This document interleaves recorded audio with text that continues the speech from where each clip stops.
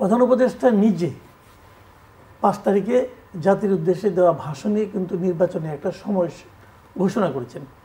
রোজার আগে হবে, তার মানে ফেব্রুয়ারি 2nd উইকে হবে, এটা তো উনি নিজে ঘোষণা করেছেন।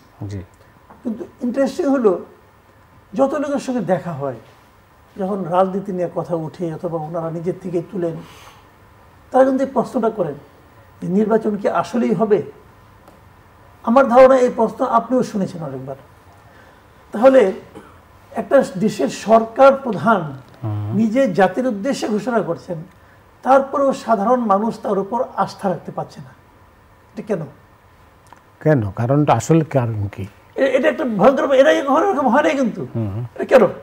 এই কারণটা হলো যে ডক্টর ইউনূসের মতো পার্সোনালিটি, ইন্টারন্যাশনাল পার্সোনালিটি বলবো আমি তাকে, ওনার কোনো রাজনৈতিক দল নাই, ওনার কোনো রাজনৈতিক উচ্চাভিলাষ আছে বলে শুনি নাই আমরা প্রকাশ্যে কখনো।